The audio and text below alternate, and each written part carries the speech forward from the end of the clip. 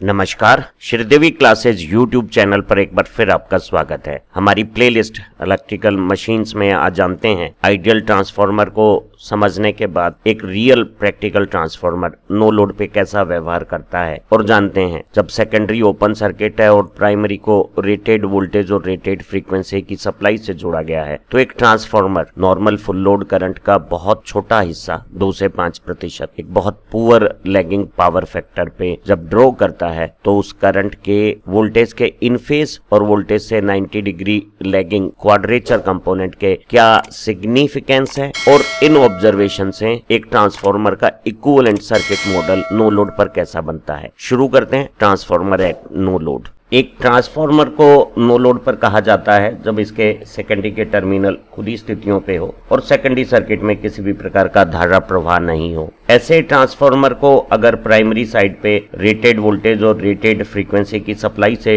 जोड़ा जाता है तो वो सप्लाई से एक बहुत थोड़ी अमाउंट का करंट, जो उसके फुल लोड करंट का केवल 2% हो सकता है, एक पुअर लैगिंग पावर फैक्टर पे बहुत ज्यादा विभव से धारा पीछे रहती हुई ड्रॉ करता है। और ये जो नो लोड करंट जब सेकेंडरी ओपन है, प्राइमरी से जो वाइंडिंग ने लिया है, वो प्राइमरी के फेरों में ऐसा चुंबकीय वाहक बल बनाता है कि वोल्टेज और फ्रीक्वेंसी के हिसाब से जो हमें कोर में वर्किंग फ्लक्स ईएमएफ इक्वेशन के अनुसार चाहिए वो फ्लक्स निर्माण हो जाए। एक आइडियल ट्रांसफार्मर की कोर लॉसेस को 0 और कोर की परमेबिलिटी को इनफाइनाइट माना जाता है, और ऐसा ट्रांसफार्मर नो लोड कंडीशन पे जब प्राइमरी में रेटेड वोल्टेज से कनेक्शन किया जाता है तो बिना किसी करंट को ड्रॉ किए हुए कोर में time varying sinusoidal alternating flux बना लेता है। लेकिन एक प्रैक्टिकल ट्रांसफार्मर में वर्किंग फ्लक्स बनाने के लिए नो लोड की कंडीशन पे भी जब ट्रांसफार्मर की प्राइमरी में रेटेड वोल्टेज और रेटेड फ्रीक्वेंसी की सप्लाई से कनेक्ट किया जाता है तो ट्रांसफार्मर को एक हल्का करंट ड्रॉ करना होता है, और ये जो नो लोड करंट है जिसे हम आई नोट बता रहे हैं, इसका मान ट्रांसफार्मर के फुल लोड करंट से 2 से 5% हो सकता है, और ये वोल्टेज से एग्जैक्ट 90 डिग्री लैग नहीं करता है, बल्कि करंट का वोल्टेज से लैग एंगल 90 से कुछ कम कोण पे होता है। और इस no load power factor angle का पावर फैक्टर फाई नोट का cos phi naught power factor बहुत कमजोर 0 के करीब और लैगिंग नेचर का 0.1 से 0.15 हो सकता है। ये जो नो लोड करंट है उसके हम 2 घटक मान सकते हैं। एक घटक जो वोल्टेज की समान कला में है, इसे हम वर्किंग कंपोनेंट या कोर लॉस कंपोनेंट IW या IC कहते हैं, और ये IW या IC time varying alternating flux से जो कोर में आयरन लॉस होते हैं एडी करंट के रूप में और हिस्टेरेसिस लॉसेस के रूप में, उन्हें सप्लाई करने का काम करता है। हमें जानकारी है कि time varying alternating flux core में इंड्यूस्ड ईएमएफ पैदा करके बंद घेरों में घूमने वाला भंवर धाराएं उत्पन्न करता है, और उन भंवर धाराओं से एडी करंट लॉसेज होते हैं। इसी तरह से अल्टरनेटिंग फ्लक्स में आयरन मटेरियल को मैग्नेटाइज डीमैग्नेटाइज किया जाता है, चुंबकित विचुंबकित किया जाता है, तो डोमेन को बार बार दिशा परिवर्तन करने होते हैं, और इंटर डोमेन फ्रिक्शन में क्षेत्रीय क्षतियां होती हैं। तो उन क्षतियों को जो आइडियल ट्रांसफार्मर में हमने 0 मानी थी, वास्तविक ट्रांसफार्मर में पूर्ति करने के लिए ट्रांसफार्मर को एक्टिव पावर सप्लाई से ड्रॉ करनी होती है, और वो एक्टिव पावर इस एक्टिव कंपोनेंट जो वोल्टेज के इन फेज है, कोर लॉस कंपोनेंट या वर्किंग कंपोनेंट, उससे रिप्रेजेंट करते हैं। और नो लोड करंट का एक दूसरा घटक है जिसे हम चुंबकन धारा मैग्नेटाइजिंग करंट कहते हैं, जो वोल्टेज से 90 डिग्री एंगल पे क्वाड्रेचर कंडीशन पे वोल्टलेस फॉर्मेट में होती हैं। और हमारा मानना है कि कोर में फ्लक्स को मेंटेन करने के लिए किसी भी प्रकार की क्षतियों की आवश्यकता नहीं है, लेकिन ये जो मैग्नेटाइजिंग करंट है वो प्राइमरी वाइंडिंग के फेरों में रिक्वायर्ड एमएमएफ एस्टेब्लिश करता है, और उस एमएमएफ से जो हमें कोर में वर्किंग फ्लक्स का मान चाहिए वो magnetic flux time varying sinusoidal उत्पन्न होता है। एक व्यवहारिक ट्रांसफार्मर की कोर को पटलित संरचना का बनाते हैं, लेमिनेशन के रूप में कोर को लिया जाता है, और ऐसी स्थितियों में जब 2 लेमिनेशन के बीच में इंसुलेशन होता है तो एक लेमिनेशन में प्रेरित धारा दूसरी लेमिनेशन में प्रवाहित नहीं होती, और भंवर धाराओं के प्रवाह पथ में काट क्षेत्रफल कम होने से प्रतिरोध बढ़ जाता है, भंवर धाराओं के मान और भंवर धारा क्षतियां कम हो जाती है। इसी तरह से जो हम कोर के लिए स्टील इस्तेमाल करते हैं उसमें 3 से 5% सिलिकॉन मिलाने से कोर पदार्थ की प्रतिरोधकता बढ़ जाती है और भंवरधारा और भंवरधारा छतियां सिलिकॉन ऐड करने से कम हो जाती हैं। वहीं हम आधुनिक ट्रांसफार्मर में cold rolled grain oriented silicon steel का इस्तेमाल करते हैं, जिसमें फ्लक्स के प्रवाह की दिशा और इजी डायरेक्शन ऑफ मैग्नेटाइजेशन में मिलान होने से अल्टरनेटिंग फ्लक्स में डोमेन्स को चुंबकित विचुंबकित मैग्नेटाइज डीमैग्नेटाइज करने में, दिशाएं बदलने में भी इंटरडोमेन फ्रिक्शन कम होने से शैथिल्य क्षतियां कम हो जाती हैं। तो जो सीआरजीओ सिलिकॉन स्टील है उसमें हिस्टेरेसिस लॉसेस कम हो गए हैं और लेमिनेशन से भंवरधारा क्षतियां कम हो गई हैं, लेकिन ये खत्म नहीं हुई है। तो ऐसी स्थिति में जब हमें कोर में time varying alternating working flux बनाना है तो सप्लाई से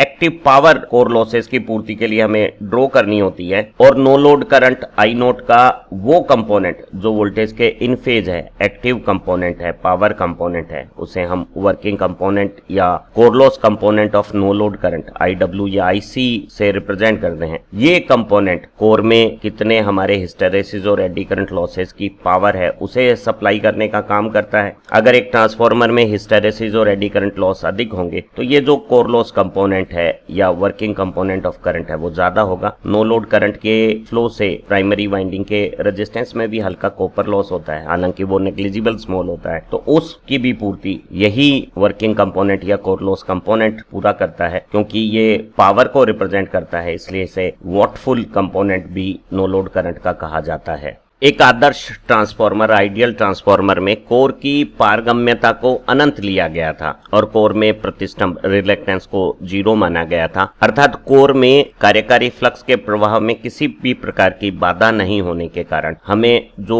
आवश्यक मात्रा में वर्किंग फ्लक्स बनाना था उसे बिना किसी एमएमएफ चुंबकीय वाहक बल या मैग्नेटाइजिंग करंट के बनाया जा सकता था। लेकिन एक व्यवहारिक ट्रांसफार्मर में कोर की पारगम्यता अधिक तो है लेकिन अनंत नहीं है। ऐसी स्थिति में जो कोर फ्लक्स प्रवाह में जो प्रतिष्ठंभ रिलक्टेंस पैदा करता है उस रिलक्टेंस के विरुद्ध वर्किंग फ्लक्स को बनाने के लिए हमें चुंबकीय वाहक बलों की आवश्यकता होगी और प्राथमिक कुंडली के फेरों में एक चुंबकन धारा आई नोट वो आवश्यक चुंबकीय वाहक बल बनाती है ताकि कोर में वर्किंग फ्लक्स जिस मात्रा का हमें चाहिए वो उत्पन्न हो जाए। इस चुंबकन धारा का मान कुंडली में फेरों की संख्या और वर्किंग फ्लक्स की मात्रा कोर की प्रतिष्ठंभ के ऊपर निर्भर करेगा। हमारा यह मानना है कि कोर में फ्लक्स को मेंटेन रखने के लिए किसी भी प्रकार की क्षतियों की आवश्यकता नहीं है। तो ये करंट वोल्टेज के साथ 90 डिग्री एंगल वाला नो लोड करंट का कंपोनेंट है। इसे हम रिएक्टिव या मैग्नेटाइजिंग करंट कहते हैं और इसे IM या I म्यू से रिप्रेजेंट किया जाता है और इसे हम वॉटलेस कंपोनेंट भी कहते हैं। जब प्राइमरी को रेटेड वोल्टेज और रेटेड फ्रीक्वेंसी के सप्लाई से जोड़ा गया है और सेकेंडरी ओपन है तो सेकेंडरी में किसी भी प्रकार का करंट नहीं होने से सेकेंडरी में किसी भी प्रकार का आउटपुट या कॉपर लॉसेज नहीं है। वहीं प्राइमरी में जो नो लोड करंट है जो फुल लोड करंट का केवल 2 से 5% है, फुल लोड की कंडीशन पे भी ट्रांसफार्मर की वाइंडिंग में जो कॉपर लॉस होते हैं वो टोटल पावर आउटपुट का 1% से भी कम अंश हो सकता है। तो नो लोड की इस बहुत कम करंट कंडीशंस पर प्राइमरी के कॉपर लॉस को हम नेग्लेक्ट कर सकते हैं। तो ऐसी स्थिति में जब आउटपुट नहीं है, सेकेंडरी में कॉपर लॉस नहीं है, प्राइमरी का कॉपर लॉस नेग्लिजिबल है, तो हम कह सकते हैं कि जो सप्लाई वोल्टेज से इनपुट पावर ये नो लोड करंट का वर्किंग या कोर लॉस कंपोनेंट लेता है वो ट्रांसफार्मर के आयरन लॉस जो कोर में हो रहे हैं हिस्टेरेसिस और एडी करंट के रूप में उसे रिप्रेजेंट कर रहा है। साथ ही साथ हम ये भी समझ सकते हैं कि नो लोड करंट की फेजर कंडीशन की डायरेक्शन में एमएमएफ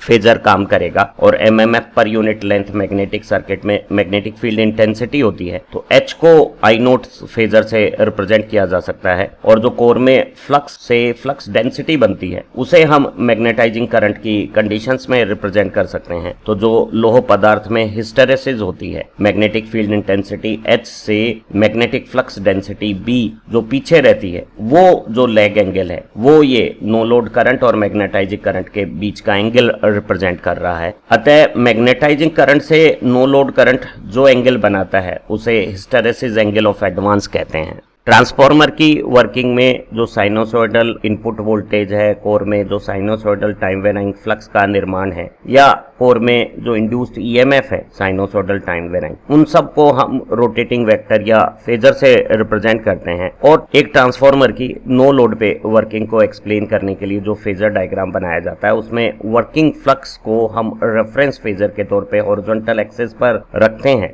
और ये वर्किंग फ्लक्स एमएमएफ या मैग्नेटाइजिंग करंट के डायरेक्शन में होता है। और magnetizing current quadrature no load current component है जो वोल्टेज से 90 डिग्री लैगिंग एंगल पोजीशन पर है। तो यहाँ वोल्टेज वर्टिकल अप डायरेक्शन में ले लिया गया है, उससे 90 डिग्री एंगल पे मैग्नेटाइजिंग करंट के डायरेक्शन में हमारा रेफरेंस हॉरिजॉन्टल लाइन पे फ्लक्स फेजर आ गया है। और डिपेंडिंग अपॉन कोर में कितने हिस्टैरिसीस एडी करंट लॉसेज हैं, ये हमारा वर्किंग या कोर लॉस कंपोनेंट हो गया। और इन दोनों के सदिश जोड़ से ये नो लोड करंट आ गया है, जो फुल लोड करंट का 2 से 5% है और अप्लाइड वोल्टेज से काफी बड़े एंगल से ये फर्स्ट लैगिंग कंडीशंस पर है। और ये जो नो लोड करंट का अप्लाइड वोल्टेज से लैगिंग पावर फैक्टर एंगल है, इसका cosine no load power factor कहलाता है, जो 0.1 से 0.15 के बीच में हो सकता है। और नो लोड करंट के अब जो 2 घटक आए हैं, उनमें से एक घटक कोर लॉस को रिप्रेजेंट करने वाला आईसी या आईडब्ल्यू वर्किंग कंपोनेंट या कोर लॉस कंपोनेंट वोल्टेज की सेम फेज में ले लेते हैं, और मैग्नेटाइजिंग करंट को वोल्टेज से 90 डिग्री लैगिंग पोजीशन पर रिप्रेजेंट कर देते हैं। और कोर लॉस करंट और मैग्नेटाइजिंग करंट का phasor sum no load current बन जाता है। Time varying sinusoidal alternating flux core में फ्लो करता हुआ प्राइमरी और सेकेंडरी के फेरों से जुड़ता है, और उनमें समय के साथ परिवर्तनशील फ्लक्स जुड़ाव से प्रेरित विद्युत वाहक बल उत्पन्न होते हैं। और ये प्रेरित विद्युत वाहक बल फ्लक्स की कला से 90 डिग्री पीछे की कला में और आपस में समान कला में E1 और E2 की स्थितियां आ गई हैं। और अगर हम फ्लक्स से प्राइमरी अप्लाइड वोल्टेज और प्राइमरी में इंड्यूस्ड ईएमएफ की स्थितियां देखें, तो हम पाते हैं कि फ्लक्स से प्राइमरी अप्लाइड वोल्टेज 90 डिग्री आगे है और प्राइमरी में इंड्यूस्ड ईएमएफ 90 डिग्री पीछे है। तो यहाँ V1 और E1 मान में बराबर और आउट ऑफ फेज एक दूसरे के साथ प्रतिसंतुलन का काम करते हुए प्रदर्शित हो रहे हैं। वहीं ये जो सेकेंडरी में इंड्यूस्ड ईएमएफ E2 है, वही सेकेंडरी के टर्मिनल पे लोड वोल्टेज V2 बन जाती है। तो हम परंपरानुसार E2 और V2 को आपस में समान कला में और V1 और E1 को आपस में विपरीत कला में लेते हैं। और दोनों प्रेरित विद्युत वाहक बल प्राइमरी में E1 जो सेल्फ इंड्यूस्ड ईएमएफ है और सेकेंडरी में E2 जो म्यूचुअल इंड्यूस्ड ईएमएफ है, एक ही उभयनिष्ठ फ्लक्स से बन रहे हैं और दोनों आपस में समान कला में और फ्लक्स से 90 डिग्री पीछे की कला में, जैसे यहाँ इस फेजर चित्र में हमने प्रदर्शित किया है, वो स्वरूप रखते हैं। विद्युत अभियांत्रिकी में परिपथ अवयवों और उपकरणों को एक तुल्य परिपथ प्रारूप से प्रदर्शित करने का प्रचलन है, और इस तरह के परिपथ प्रारूप पर सर्किट एनालिसिस के नियमों का इस्तेमाल करके हम किसी भी अवयव या उपकरण की परफॉर्मेंस की जानकारियां प्राप्त करते हैं। एक ट्रांसफार्मर का जो फेजर डायग्राम नो लोड पे हमने पाया था, उसे एक इक्विवेलेंट सर्किट से रिप्रेजेंट किया जा सकता है। जो हमारा नो लोड करंट है, वो फुल लोड करंट का बहुत छोटा हिस्सा 2 से 5% है, वो वोल्टेज से बहुत बड़े एंगल से पीछे की कला में है। और ये जो no load power factor angle phi naught अगर जानकारी में हो, तो हम इस करंट के 2 घटक एक वोल्टेज की समान कला में वर्किंग या कोर लॉस कंपोनेंट IW या IC ज्ञात कर सकते हैं, और वो हो जाएगा I naught no load current multiplied by no load power factor या cosine of no load power factor angle cos phi 0। तो ये जो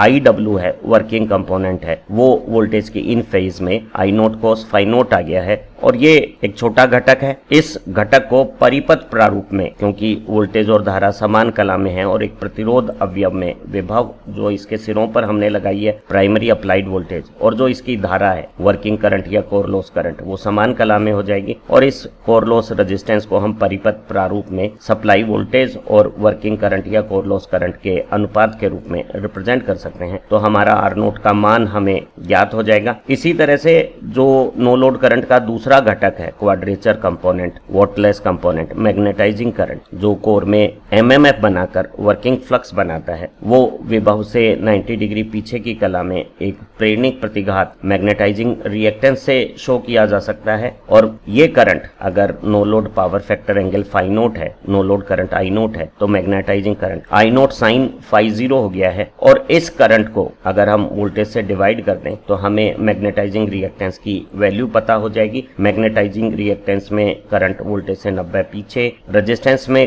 करंट वोल्टेज की सेम फेज में, और इन दोनों करंट का फेजर सम हमारा नो लोड करंट। ये परिपथ प्रारूप हो गया है एक प्रैक्टिकल ट्रांसफार्मर का नो लोड कंडीशंस पे, जिसे हम किसी आगे की एनालिसिस में इस्तेमाल करेंगे। उम्मीद है आज की इस लर्निंग वीडियो से एक ट्रांसफार्मर जिसकी प्राइमरी पे रेटेड वोल्टेज और रेटेड फ्रीक्वेंसी की सप्लाई जोड़ी हुई है, सेकेंडरी ओपन सर्किट है, वो किस तरह से व्यवहार करेगा, उसका जो नो लोड करंट है उसका in phase component, working component core में लॉसेस की सप्लाई करेगा, और क्वाड्रेचर मैग्नेटाइजिंग करंट एमएमएफ बना के वर्किंग फ्लक्स बनाएगा। फ्लक्स से ईएमएफ 90 डिग्री पीछे होंगे और प्राइमरी में अप्लाइड वोल्टेज और इंड्यूस्ड ईएमएफ आपस में विपरीत कला में, और सेकेंडरी में सेकेंडरी इंड्यूस्ड ईएमएफ ही सेकेंडरी टर्मिनल वोल्टेज आपस में समान मान और समान कला के प्राप्त हो जाएंगे। और इस फेजर डायग्राम को एक इक्विवेलेंट सर्किट मॉडल से हमने कोर लॉस रेजिस्टेंस और मैग्नेटाइजिंग रिएक्टेंस के रूप में एक शंट सप्लाई के पैरेलल में एक आर